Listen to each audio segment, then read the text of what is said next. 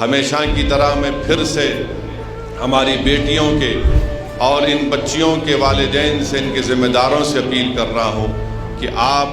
وقت کا تقاضا یہ ہے کہ مسلمان اپنی بیٹیوں کو خوب پڑھائیں اور ان کو خوب قابل بنائیں۔ یقیناً مجھے بھی اللہ نے بیٹیاں دی ہیں، ہماری بھی یہ کوشش ہوتی ہے کہ ایک عمر کے حصے میں آنے کے بعد بلکہ صحیح عمر میں ان کی شادی کر دی جائے، مگر صرف شادی کرنا ماں باپ کی ذمہ داری نہیں ہے۔ ماں باپ کی ذمہ داری یہ بھی ہوتی ہے کہ وہ اپنی بیٹیوں کو قابل بنائے، نیک بنائے، اور وہ گھر میں ایک اچھی مثال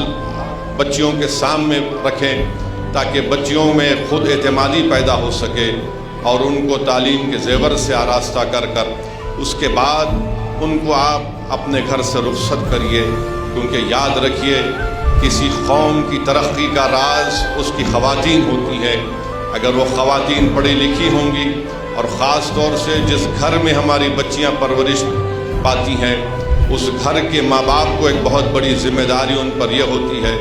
کہ وہ صرف ماں باپ نہیں بلکہ ایک رول ماڈل ہوتے ہیں۔ یہ بچیاں اگر دیکھتی ہیں کہ کس طرح سے ان کے والد ان کی ماں سے برتاؤ کرتا ہے، یہ بچیاں اگر دیکھتی ہیں کس طرح سے ان کی ماں ان کے والد کے لیے ایثار اور قربانی کے مظاہرے کرتی ہیں،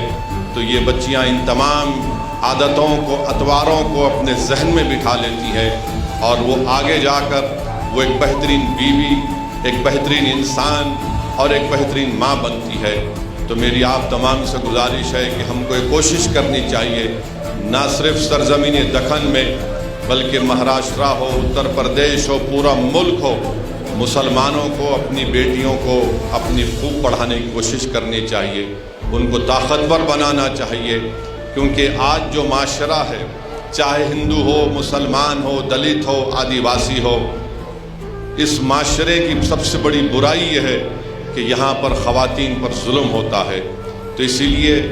ہم کو ابھی سے اپنی بیٹیوں کو خوب طاقتور بنانا ہے، ان کو مضبوط بنانا ہے، تاکہ ان کا ایک روشن مستقبل ہم پیدا کر سکیں۔